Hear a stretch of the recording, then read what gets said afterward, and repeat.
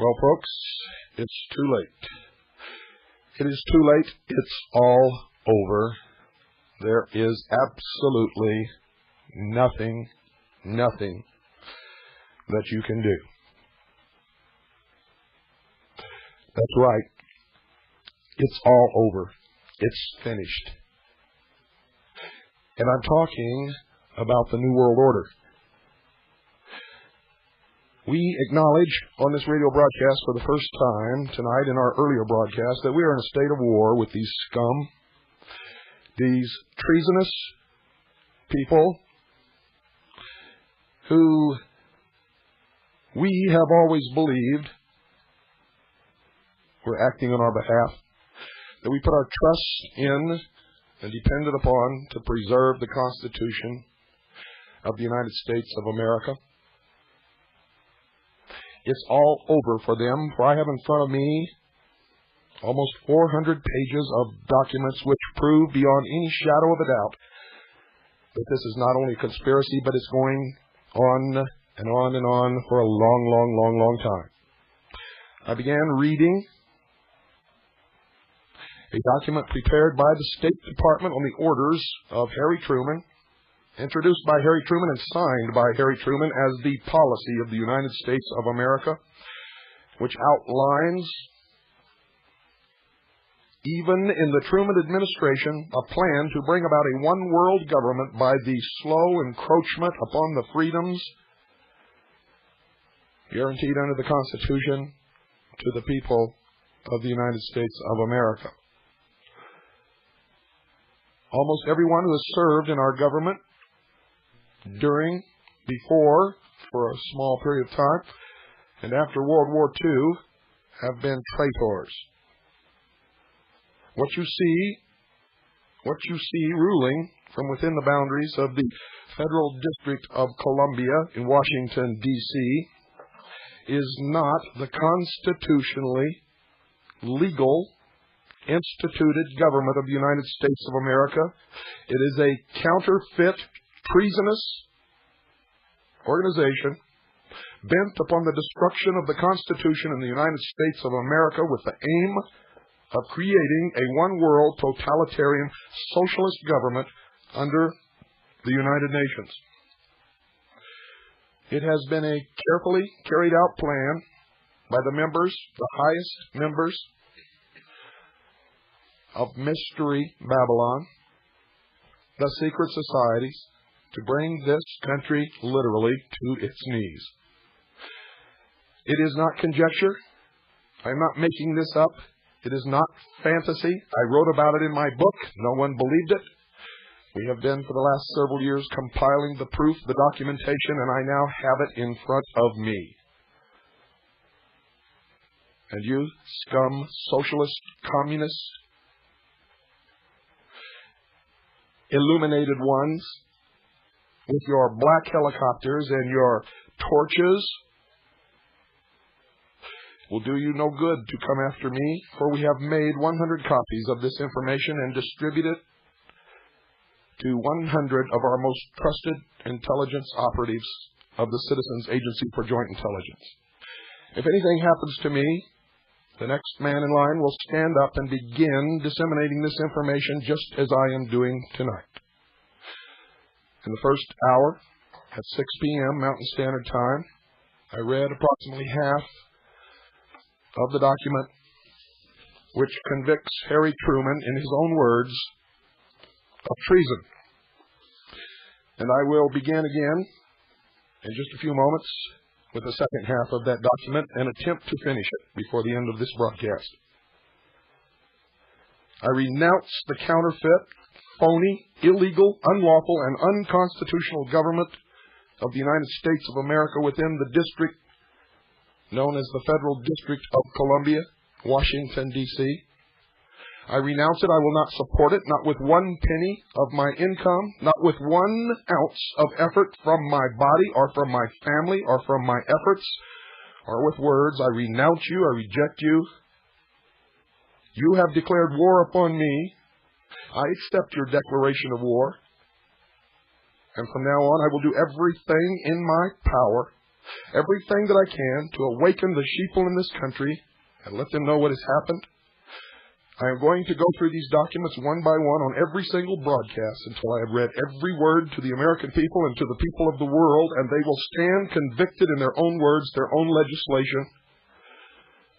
For these are all legal documents, folks, that you can find also in any good legal or law library, or in the Library of Congress, in the Congressional Record, and I will cite the source of all of these documents and give you their numbers where they are numbered.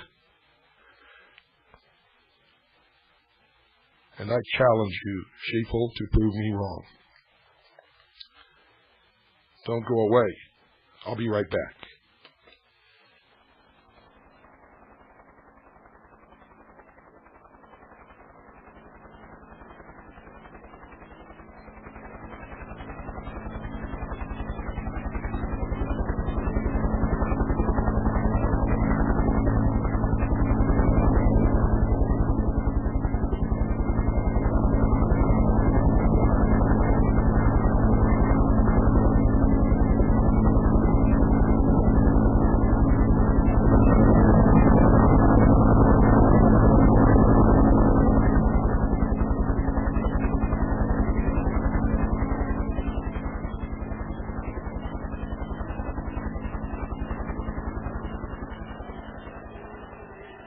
I continue from our earlier broadcast, reading from our foreign policy, published by the Department of State publication. It is numbered 3972. It is the Department of State publication 3972. You'll notice, ladies and gentlemen, that they started jamming tonight after I began broadcasting this information. They will not be able to stop it no matter what they do. It's all over for them. They are traitors. They're engaged in an act of extreme treason that has expanded many, many years. And they will pay for it. It's from the General Foreign Policy Series 26, released September 1950. Division of Publications, Office of Public Affairs. This was ordered to be written by Harry S. Truman, and it is signed by him. Make sure you have pen and paper by your side, ladies and gentlemen, and listen very carefully. Listen very carefully. I continue. What had the program cost in the first 3 years? In round figures, the sum total of American aid to Greece and Turkey, both civilian and military, was about $1.8 billion with a B dollars. Somewhat less than 1% of the American national income in the year 1950. Americans could judge whether the Truman Doctrine had been a good investment in peace and security. In coming to the aid of Greece and Turkey, the United States had to act quickly and alone to deal with a threat to the peace. Our action was effective, but we knew that it was not a satisfactory substitute for collective action, or the ultimate solution of the problem of threats to the peace. Even as the Greek-Turkish aid program was getting underway, we continued our search for a better way, a collective way to meet the kind of situation that had arisen in Greece and Turkey. The United Nations Charter had suggested one means in the form of regional arrangements for settling local disputes under the general authority of the Security Council. The American republics had laid the foundation for such a regional arrangement in 1945 in the Act of Chapultepec. In the summer of 1947, they embodied it in an inter-American treaty of mutual assistance known as the Rio Pact. This pact made history for it set up the first machinery for collective action in case of an attack on an American state from either inside or outside the Western Hemisphere, and the concept of regional government was born. Nearly 2 years were to pass before the nations of the North Atlantic were to agree on a collective defense arrangement of the same general kind. Meanwhile, Soviet pressure on Western Europe was mounting. North Atlantic defense. In September 1947, the Soviet bloc declared that it would fight the Marshall Plan and establish the Cominform as a sort of general staff to mastermind the situation. And I'm going to skip to page 58. In addition, $4 billion was asked. The communist forces had shown that they were ready to embark on reckless adventures in military invasion. There was no telling where they might strike next. In general, the pattern of military aid is similar to economic aid. As in the European Recovery Program, the United States made a separate agreement with each country receiving aid. Each agreement reflected the needs of the particular country, what it could do for itself, and what was necessary in the way of help from the United States. In every case, we reserved the right to make the final decision. Following the economic aid pattern, military assistance is based on a coordinated European plan. Part of our aid is in the form of finished weapons. Some of it consists in raw materials, which can be manufactured by the receiving countries. The Mutual Defense Assistance Program is designed to supply a major missing component for successful defense of the North Atlantic community. Moreover, successful defense does not contemplate the liberation of Europe after conquest and occupation by an aggressor. No one, least of all the European people, would consider that a successful defense. The collective strength of the North Atlantic community is designed to protect every member of that community from invasion. We are now engaged in a prodigious cooperative effort to build that kind of defense. The defense establishment is a major support of the President's foreign policy. In our democratic system, military power backs up but does not shape our policies. The responsibility for maintaining adequate military forces is put by law in the hands of the Secretary of Defense. But in practice, it is often the Congress that shapes our defense by granting or denying the money to pay for it and by limiting its appropriations to certain specific purposes. Since the war, our commitments abroad and the troubled state of the world have made it necessary for us to support the largest defense force and the largest military budget in our peacetime history. One of our commitments is to occupy Germany and Japan until satisfactory peace treaties can be made. Another is to man the bases we would need in time of war and to maintain the lines of communication with our men overseas. General Bradley explained our approach to the defense problem when he said, "Our basic military structure consists of two main elements, the forces in being and the mobilization base, because the United States will not make war of its own volition, a fact as apparent to any aggressor as it is to us. Our forces in being are maintained at a strength which can prevent disaster in the event we are attacked, and which can strike a retaliatory blow that will be strong enough to slow down the aggressor while we mobilize. It would be economically foolhardy and politically inconsistent for us to maintain forces in being sufficient to win a major war.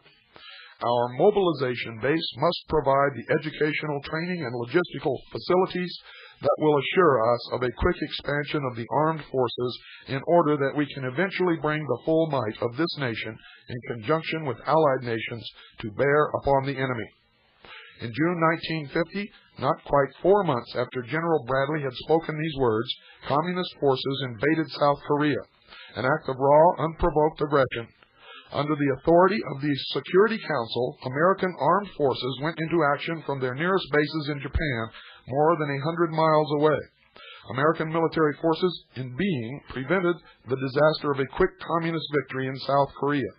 They were able, in the face of appalling difficulties, to strike a retaliatory blow, and although greatly outnumbered, to slow down the aggressor while we mobilized. Meanwhile, our mobilization base was providing a quick expansion of our armed forces. On July 19th, the President proposed an immediate expansion of our military establishment. In a message to the Congress, he said, quote, "The fact that communist forces have invaded Korea is a warning that there may be similar acts of aggression in other parts of the world. The free nations must be on their guard more than ever before against this kind of sneak attack." The President's program involved the drafting of new manpower, the calling up of reserves. It involved doubling the defense budget so that by June 1951 we would be spending at the rate of $30 billion with a B dollars a year. It meant raising at least $5 billion with a B dollars more in taxes. The President asked the Congress for authority to impose a system of allocations and priorities so as to direct the flow of commodities into military production. Thus, the leading Democratic member of the United Nations showed that it could move rapidly and smoothly into a new situation requiring police action under the United Nations Charter. For the American people, and particularly for the men in the field of battle, it was a hard and bitter experience. Once again, we would have to be on the alert for a reckless and ruthless aggressor. but the national defense was doing its immediate job of checking the aggressor. Toward Economic Well-Being, Chapter 3. The policies of the United States reveal a growing recognition of the worldwide economic forces that affect our peace and security. In recent years, we have become more conscious and more firmly convinced of the fact that poverty, besides being an evil in itself, has evil consequences for all peace-loving peoples. Poverty, we have learned, is the breeding ground for totalitarian governments which entrench themselves by police-state methods, and police states are apt to be irresponsible and reckless members of the international community. Boy, what a bunch of BS. Poverty, with all its evil byproducts, is the problem that two-thirds of the world's people live with today. Yet the industrial and scientific advances of the past 100 years have put the solution of this problem into the realm of the possible. It can now be attacked with rational hope of success, and we Americans must lead the attack if we are to build a decent and secure life for ourselves. You see, folks, even back then, our government was in control of socialists. Harry Truman was a 33rd degree Freemason of the Scottish Rite, and in fact was the Grand Master of the Grand Lodge of Missouri of the Scottish Rite of Freemasonry of the Southern Jurisdiction. The measures the United States government has taken and is taking to stimulate world production and trade, to help raise standards of living abroad with the aid of technical skills and capital, and to promote cooperation among nations for these purposes, are what we call our economic foreign policy. Obviously, that policy has broad political as well as economic goals. The first United Nations agencies to get underway were aimed primarily at economic cooperation. The Food and Agricultural Organization, the International Bank, the Monetary Fund, and the United Nations Relief and Rehabilitation Administration, which began its great work of relief and reconstruction among the newly liberated peoples even before the war had been won. The United States, as the only great power physically untouched by war, has had to take the initiative both in and outside the United Nations. The war expanded and strengthened our capacity to produce. In spite of wartime dislocations, the American people emerged from their ordeal better housed, better fed, and clothed, more healthy and vigorous than they had ever been in their history. In 1945, a prosperous, strong, and healthy United States looked out on a world in poverty and chaos. The situation we saw had been aggravated but not caused by war.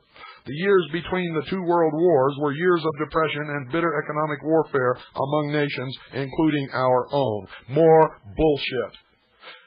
The economic depression was caused by the recall of reserves from the banks by the Federal Reserve in the United States of America and spread to the rest of the world.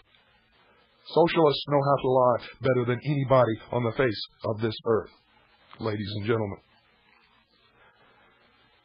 In those years, Europe was able to balance its trading accounts only with the help of its foreign investments, and because the world prices of the raw materials on which its existence depended were abnormally and unhealthily low. Already in those years, the systems of empire which had contributed so much to Europe's wealth and to the flow of world trade were beginning to shift uneasily on their foundations. The impoverished people of Asia were already in ferment, and so the problem of the post-war world of 1945, with its hungry and homeless and jobless millions, was not so much to restore an old economic order as to create and build a new and better system which would offer a more decent livelihood and a more secure future to the people of the world. The design of this new and better international economy has now begun to take shape. Its outlines can be seen in the foreign economic policies of the United States. These policies have three broad purposes. First, to help rebuild the great European workshop on more modern lines. Second, to help create new workshops, new sources of wealth in the underdeveloped areas of the world. And third, to open up the channels of world trade so that the fruits of production can be more widely distributed and enjoyed. They call that a redistribution of wealth, folks. And their so-called foreign policies, the foreign economic policies of the United States, wherever they were implemented, resulted in a communist takeover in every instance. European reconstruction. 18 months before the war ended in Europe, plans for reconstruction were already underway. In November 1943, 44 nations joined in establishing UNRWA, the United Nations Relief and Rehabilitation Administration. UNRWA's mission was to go with the Allied armies into liberated areas, help to relieve hunger, curb disease, revive agricultural and industry, and restore transportation power and communications. Between 1944 and 1947, the United States financed about 70% of UNRWA's work. In addition, we furnished direct aid to our European allies through a series of relief programs known as interim aid. By 1947, post-war European aid had already cost the United States $11 billion, and the entire Eastern Bloc had fallen to communism. That was my comment, folks. I continue. American food and materials had prevented starvation and staved off revolution in Europe, but they had not produced genuine recovery or the prospect of it. Because our aid had been granted piecemeal, it had made no dent on the jungle of European trade barriers. It had not gone hand in hand with necessary tax, land, and currency reforms. Each European nation was struggling to recover within its own economic straitjacket. Moreover, continuous communist agitation weakened the European governments and discouraged reforms. The Iron Curtain had cut off supplies of food and markets on which Western Europe had always depended. The terrible winter of 1946 and 47, which blanketed Europe with snow and ice, brought the life of the continent almost to a standstill. As the people struggled against cold, hunger, and darkness, new plans were taking shape in the United States. On June 5, 1947, the American Secretary of State, General Marshall, in his famous speech at Harvard, suggested a different approach to the problems of Europe. He declared an end of stopgap measures. He said any assistance that this government may render in the future should provide a cure rather than a mere palliative.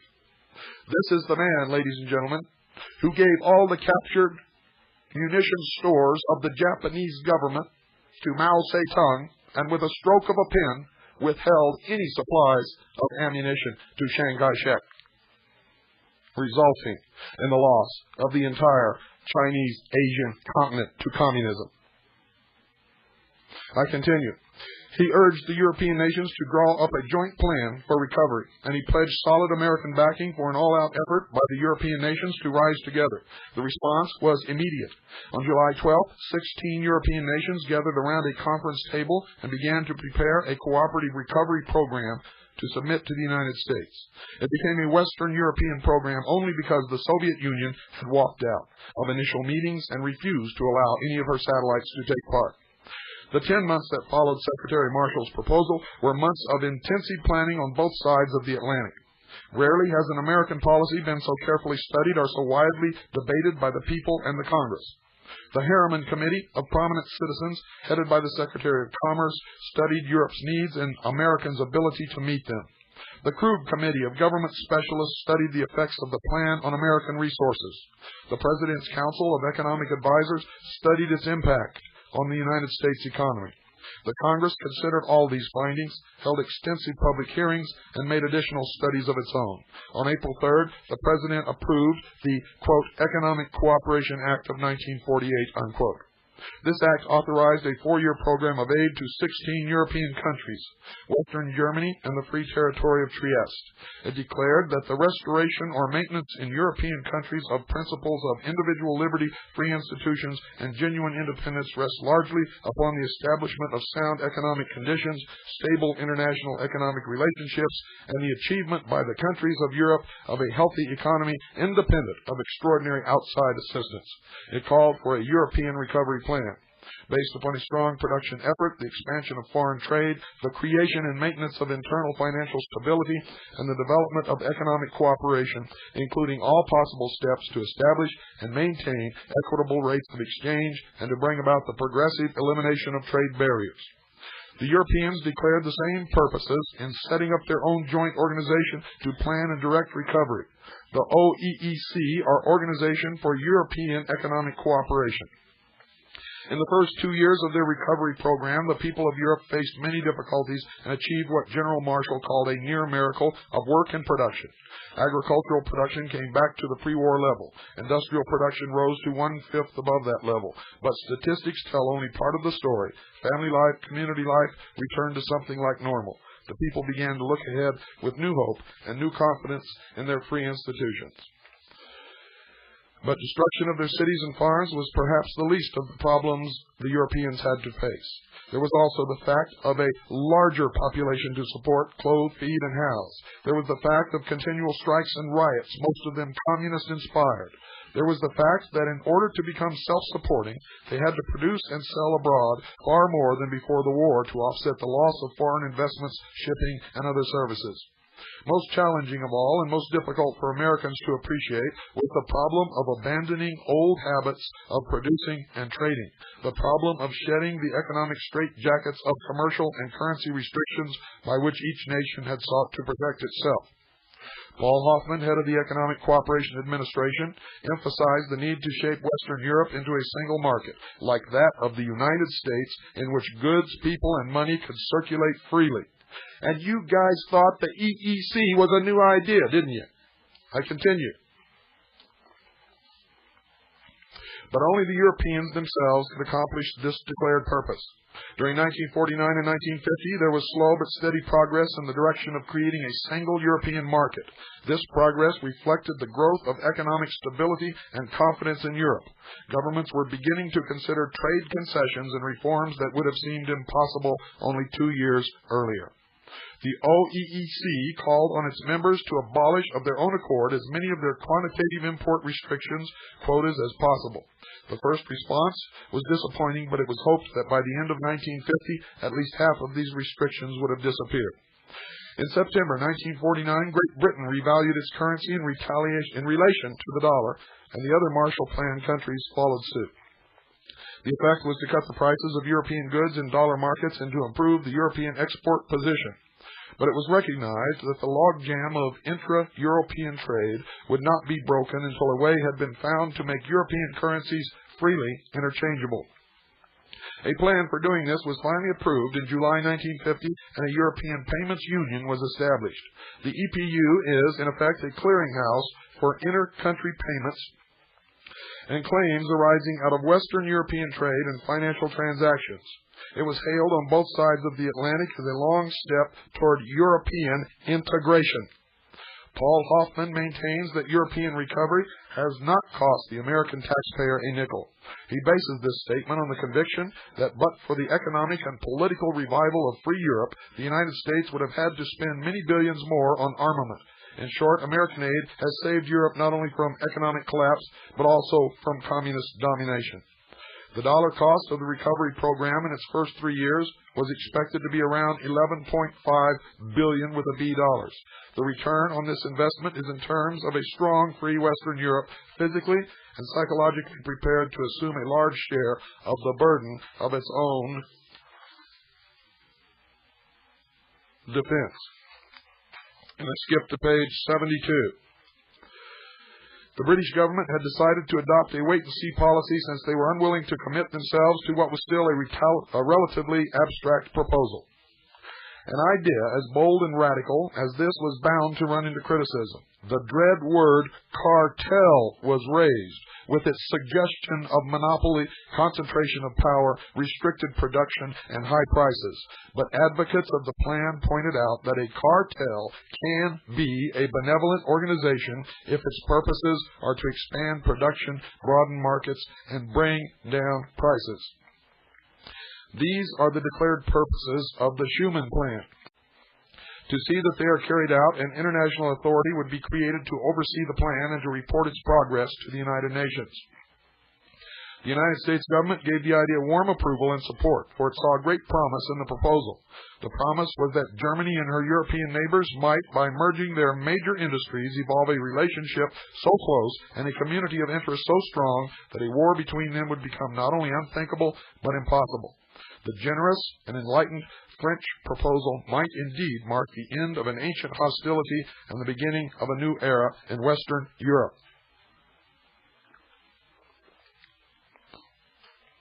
The promise of point 4. Man has only begun to scratch the surface of the earth's wealth. In great areas of Africa, Asia, and Latin America, millions of people are living in poverty because they have not had a chance to apply modern methods of tilling their soil, mining their minerals, and processing the resources they have at hand. The burden of poverty, disease, and ignorance in these areas has become a danger to all free democratic people because it invites all kinds of totalitarian controls, including communism. For many generations, Americans have gone out to work with the people of the underdeveloped parts of the world, to study their ways of life and to share American skills and knowledge with them. American private capital has also gone out, also to finance the development of oil, rubber, tin, bauxite, and many other resources of these areas. For the past 10 years, the United States government has been authorized by Congress to send technical missions abroad, chiefly to Latin America, and to bring technicians from the less developed countries to the United States for training. In his inaugural address of January 1949, President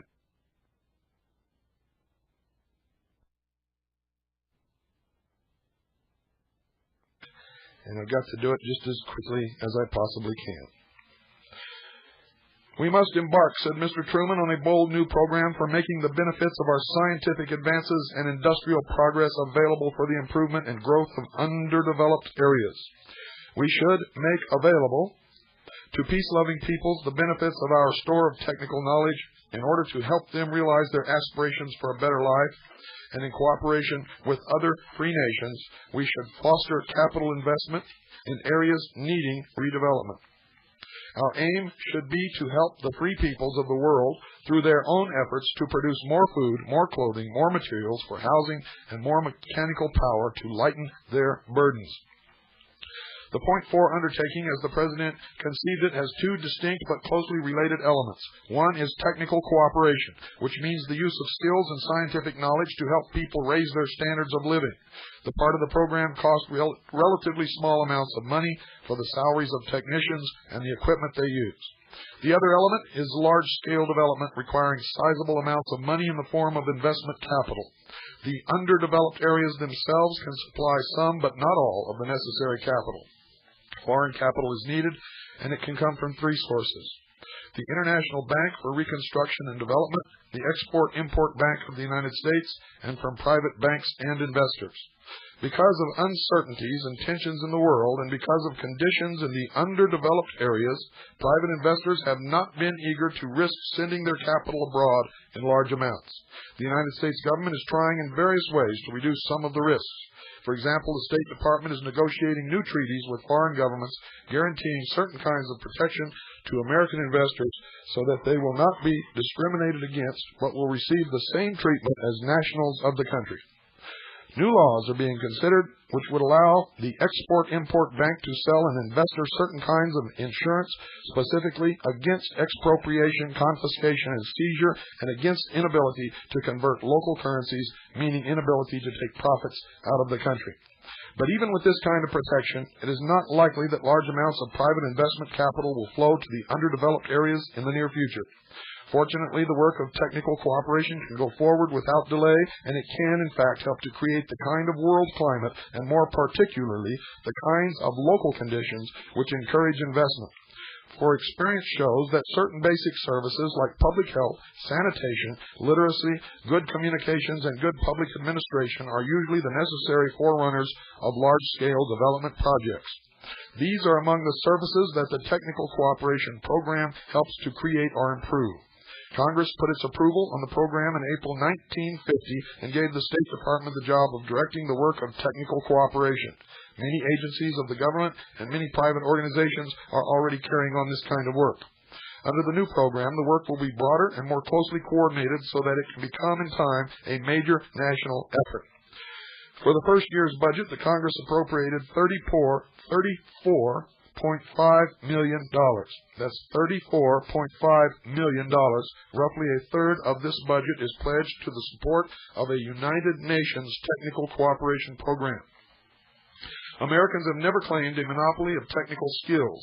Our experts are, in fact, quick to recognize the preeminence of other nations in certain fields. For example, the Norwegians in the science of fishery, the British in some aspects of tropical medicine, the specialized agencies of the United Nations, such as the Food and Agricultural Organization and the World Health Organization, are in a position to draw on the skills of many nations as well as their financial support.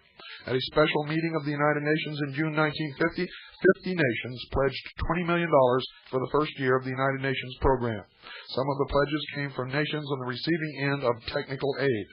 Technical cooperation is not something to which you can apply a set of rules, but certain basic principles can and should guide the work. One of these is the principle of self-help. The United States offers its skills only where they are plainly wanted and only where people have shown that they are ready to help themselves. When this readiness exists, and it usually involves breaking with old habits and traditions, then technical cooperation brings good and often quick results. Another guiding principle of this work is to start where people are, to help them solve their own problems in their own way, and not to impose ideas or methods which are alien to their character and their own desires. Americans have always been interested in dealing with other people, not as pawns in some international game of power politics. All through the history of our international relations runs the thread of a consistent attitude and purpose to work with others, to cooperate but not to dominate. This is the paramount principle which guides the Point 4 program. I wonder who out there is going to believe that.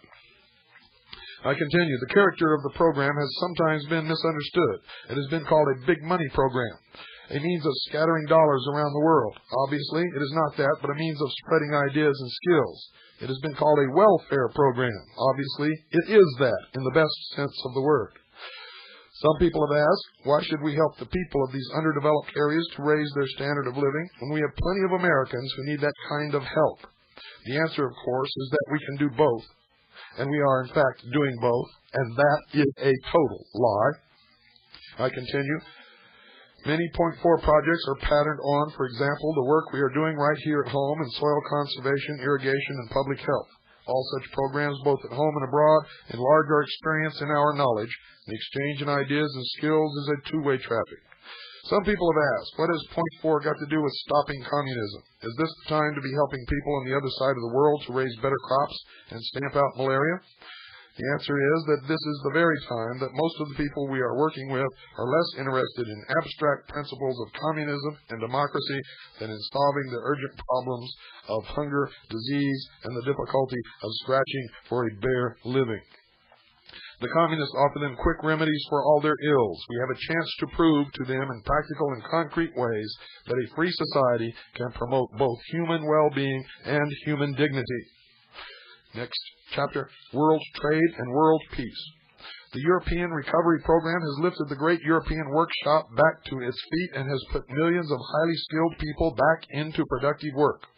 The Point 4 program will in time create new centers of production and will help millions of people in Latin America, Africa, and the Middle and Far East to develop their skills and resources. Both these programs are designed to raise standards of living through production. But production is never an end in itself. Goods are useful only if they can be bought, sold, and consumed. The peace and well-being of the world depends on trade, on a healthy, expanding trade by which wealth can circulate freely to the widest possible extent and create a demand for new wealth. International trade, therefore, is a second major concern of our economic policy. As with European recovery, the problem is not to restore an old system, but to develop a new and better one. The United States has a strong interest in helping to build a healthy international trading system which will act as a preventive to depressions and economic warfare. During the past 36 years, we have become a great creditor nation. In that period, the value of our exports has exceeded the value of our imports by about $100 billion with a B dollars. This is called a favorable balance of trade. But even by strictly economic standards, it is not favorable at all, since the $100 billion gap has had to be financed by the American people through direct taxation and government loans, interest on which comes from taxes. But this export surplus has been necessary to our national security, for it reinforced our allies in 2 world wars and contributed to their recovery in the post-war years. The problem of today is to develop a sound, balanced system of world trade. The American Reciprocal Trade Agreements Program has taken us a long step in that direction, and pay very close attention now, ladies and gentlemen. It reversed the high tariff policy of the 1920s and set us firmly on the road toward a more enlightened policy of opening up the channels of world trade. Under the authority of the Reciprocal Trade Agreements Act, the United States joined with 22 other major trading nations at Geneva in 1947 in the greatest tariff bargaining meeting in history. The result of that meeting was a General Agreement on Tariffs and Trade, GATT. Again, was a General Agreement on Tariffs and Trade, GATT. And you thought GATT was new.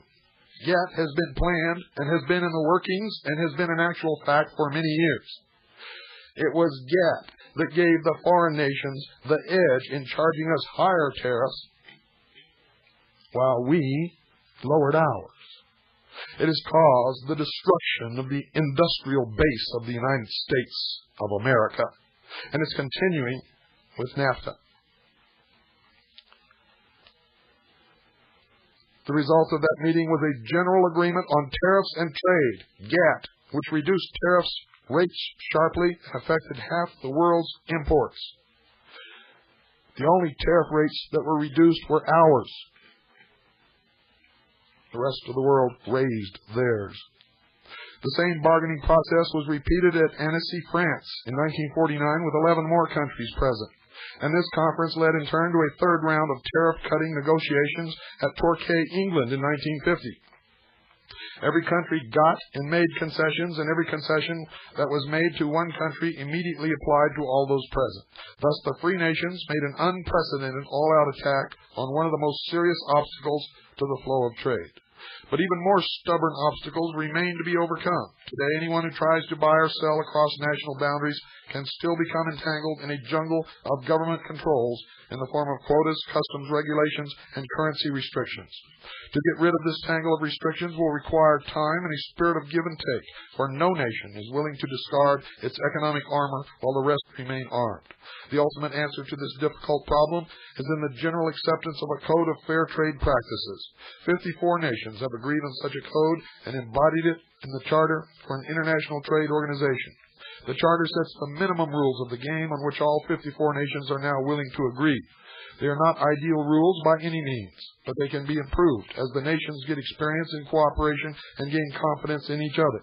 The Charter also provides for an organization within the family of the United Nations, a place where the members can meet and settle their trade problems across a conference table. There has never been before such a place. The organization and the Charter offer at least a rational hope that economic warfare can be ended in the not-too-distant future. The ITO Charter is now before the American Congress for approval. Other nations are waiting to see whether the United States will live up to its enlightened economic principles. Those who support the ITO believe that it will pave the way for closer political as well as economic cooperation among the free nations and thus contribute to the security of the United States. This American attitude has an ethical as well as a political background. For as Secretary Atchison has said, the truth is that just as no man and no government is wise enough or disinterested enough to direct the thinking and the action of another individual, so no nation and no people are wise enough and disinterested enough very long to assume the responsibility for another people or to control another people's opportunities. Do you understand, ladies and gentlemen, how they say one thing out of one side of their mouth and then absolutely, completely contradict it in the very next paragraph? These people are consummate liars, consummate deceivers, and consummate manipulators. They are the best in the world, in fact.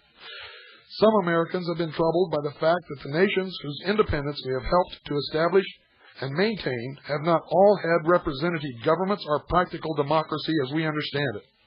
This raises the question of what we mean when we speak of free nations and free peoples. It is worth clearing up this question, which has caused a good deal of confusion about American policy. A free country is one that does not have to take orders from a foreign government. Believing as we do that national independence is a stepping stone to popular government and personal liberty, we set a high value on the independence even of those nations which cannot by any stretch of the imagination be called democracies. The fact that we help a country to be free of foreign domination does not mean that we support the particular government it happens to have at any particular time. It means that we want the kind of international community in which each nation is free to manage its own affairs, subject, of course, to its pledges and responsibilities under the United Nations Charter. Out one side of their mouth, they say, a free country is one that does not have to take orders from a foreign government. And out the other side of their mouth, they say, it means that we want the kind of international community in which each nation is free to manage its own affairs, subject, of course, to its pledges and responsibilities under the United Nations Charter, which is a foreign government. Within the broad area of the Charter, there's plenty of room for people to experiment and to change their forms of government if they wish. Plenty of room for progress toward democracy, which I have told you on many of these broadcasts is just another word for socialism.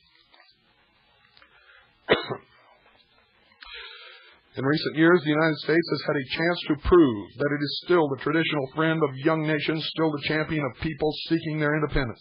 Since the end of the Second World War, more than 500 million people have gained their independence. 8 new nations have been born. The United States has assisted at the birth of these nations as far as it could.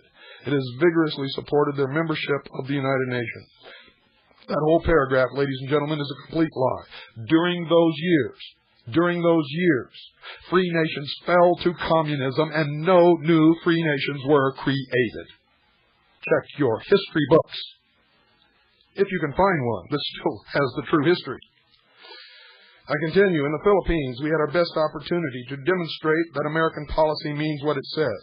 The 20 million citizens of those islands celebrated their independence on July 4, 1946, as a result of a promise we made and kept. Moreover, we not only welcomed them into the community of nations, but helped them to organize and finance their free society, and they were, in fact, ladies and gentlemen, a puppet of the United States government. They were not free at all. To India, Pakistan, Burma, and Ceylon, we are giving our strong and friendly support. The people of Israel have had America's moral and material backing since the beginning of their struggle for nationhood. Ladies and gentlemen, the truth is the United States and London created the nation-state of Israel by forcing European Jews to migrate on ships that very frequently sank right out from under them.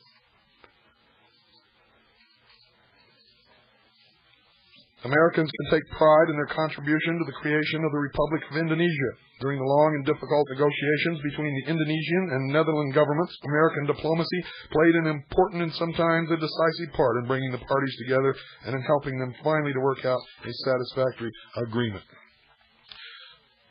I skip to page 94, bottom. Soviet and Chinese communists charged the United States with aggression in Formosa and brought the matter before the Security Council. The United States welcomed a United Nations investigation and in fact suggested that a United Nations commission be sent to Formosa to observe and report the facts. So that American policy would be clearly understood both at home and abroad, the President summarized our aims and our hopes in a radio talk on September 1st, 1950. And I quote, "First, we believe in the United Nations." Notice the first thing that President Truman said, the first thing out of his mouth is, quote, first, above everything else. First, we believe in the United Nations. When we ratified its charter, we pledged ourselves to seek peace and security through this world organization. We kept our word when we went to the support of the United Nations in Korea 2 months ago. We shall never go back on that pledge. Second, we believe the Koreans have a right to be free, independent, and united as they want to be under the direction and guidance of the United Nations. We, with others, will do our part to help them enjoy that right. The United States has no other aim in Korea. Third, we do not want the fighting in Korea to expand into a general war. It will not spread unless communist imperialism draws other armies and governments into the fight of the aggressors against the United Nations, which isn't even a country. Fourth, we hope in particular that the people of China will not be misled or forced into fighting against the United Nations and against the American people. In that paragraph, folks, they have really stated their real meaning. For the meaning of that sentence is that the United States and the United Nations are one and the same. I'll read it again, just in case you sheeple missed it. Fourth, we hope in particular that the people of China will not be misled or forced into fighting against the United Nations and against the American people. Only the communist imperialism, which has already started to dismember China, could gain from China's involvement in war. Fifth, we do not want Formosa or any part of Asia for ourselves. We believe that the future of Formosa, like that of any other territory in dispute, should be settled peacefully. We believe that it should be settled by international action and not by the decision of the United States or of any other state alone. International action, ladies and gentlemen, means the United Nations, which means the United States. The mission of the Seventh Fleet is to keep Formosa out of the conflict. Our purpose is peace, not conquest. Sixth, we believe in freedom for all nations of the Far East. That is one of the reasons why we are fighting under the United Nations for the freedom of Korea. We helped the Philippines become independent, and we have supported the national aspirations to independence of other Asian countries. Russia has never voluntarily given up any territory it has acquired in the Far East. It has never given independence to any people who have fallen under its control. We not only want freedom for the peoples of Asia, but we also want to help them secure for themselves better health, more food, better clothes and homes, and the chance to live their own lives in peace under the United Nations. The things we want for the people of Asia are the same things we want for the people of the rest of the world. Seventh, we do not believe in aggressive or preventive war. Such war is the weapon of dictators, not of free democratic countries like the United States. We are arming only for defense against aggression. Even though communist imperialism does not believe in peace, it can be discouraged from new aggression if we and other free peoples are strong, determined, and united. Eighth, we want peace, and we shall achieve it. Our men are fighting for peace today in Korea. We are working for peace constantly in the United Nations and in all the capitals of the world. Our workers, our farmers, our businessmen, all our vast resources are helping now to create the strength which will make peace secure and get this, folks, the rights of man. The United Nations Charter pledged all its signers to respect and promote human rights and fundamental freedoms, but it did not define those rights and freedoms. One of the first tasks of the United Nations, therefore, was to get general agreement among its members on what those words meant. To be realistic, such an agreement would have to express the honest beliefs and aims of all the nations that put their names to it. It must, in short, be a common denominator of conviction rather than a pious hope. The United States worked hard for such an agreement. American organizations gave it vigorous support, and our American chairman, Mrs. Franklin Delano Roosevelt, guided its progress through the Human Rights Commission. In 1948, the General Assembly approved the first International Declaration of Human Rights. The next step is to get the principles affirmed in the Declaration accepted in practice as part of the constitutions and law of nations. This will become most important to you later when we get into some of the later documents, when you see what this really means. This is a work of many years, but the Economic and Social Council has already undertaken the drafting of human rights treaties, or covenants. Covenants, ladies and gentlemen. Remember when William Clinton, the communist, socialist, Marxist, draft-dodging, lying scum who pretends to be the President of the United States of America, but who is really the President of a criminal, counterfeit government, which has relegated our Constitution and Bill of Rights to the trash can. Covenants, I continue, which will bind the nations that sign them to guarantee certain basic rights to their citizens. Each covenant will have to take into consideration the particular problems of a particular nation, its legal system, and its method of dealing with violations.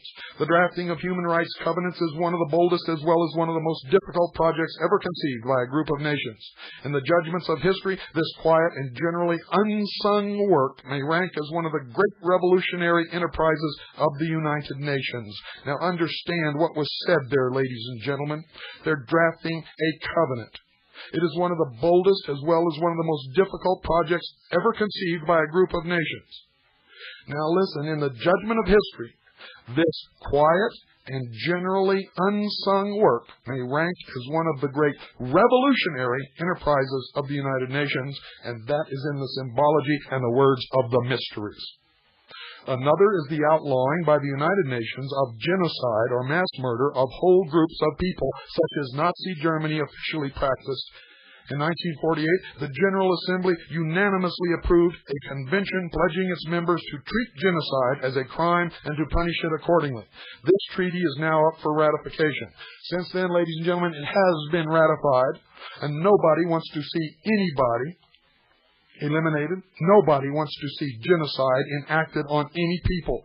But when you read this treaty, you will understand that it suggests citizens of the United States of America to be arrested by the United Nations and tried in a United Nations court anywhere that they deem that they want to try that citizen just for saying a word that hurts the feelings of someone else of a different group. If you don't believe that, ladies and gentlemen, in one of these future programs, in the near future, I am going to read that treaty to you and prove it.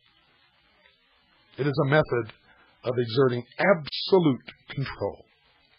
In other words, thought control, political correctness. Where do you think all this comes from? It's been in the works for many, many years. Our government has been riddled with traitors. It is treasonous. Joseph McCarthy was right. He just didn't know what to call these scum. When they attacked him, no one came to his aid. He goes on to say, our interest in human rights is not confined to the making of treaties and declarations. We are working for such concrete things as the free gathering of news, the free movements of peoples, and the free exchange of knowledge. The United Nations, through the United Nations Educational, Scientific, and Cultural Organization and other specialized agencies, offers many channels for concrete progress along these lines. There is no need to create a ferment of ideas in the world. It already exists. The need, and this the United Nations can meet, is to translate the ideas of freedom and progress into practical, ladies and gentlemen, terms of better health, better nutrition, better homes and schools, in short, the chance to work for a better life. This is all translated over the years into socialism, the welfare state. The American nation began life with the Declaration of Independence. We hold and still hold those truths to be self-evident, that all men are created equal, and they are endowed by their Creator with certain unalienable rights, that among these rights are life, liberty, and the pursuit of happiness, that to secure these rights, governments are instituted among men, deriving their just powers from the consent of the governed. Today, the foreign policy of the United States is a declaration of the interdependence of men and nations, and I will read that declaration to you verbatim in one of the programs to come. We have over 400 pages of documents to read to you, outlining the beginning, the conduct, the carrying out, and the end result of the treason. The destruction of the United States of America wholesale, the ripping apart, the shredding of the Constitution and the Bill of Rights, and the enslavement of the American people under a one-world, totalitarian, socialist government. You have criticized me for making this claim over the past several years. Now I am proving it to you in their own words, in the law, in the documents, in the congressional record, from their own mouths. Don't miss one single episode of the Hour of the Time. Good night, and God bless you all.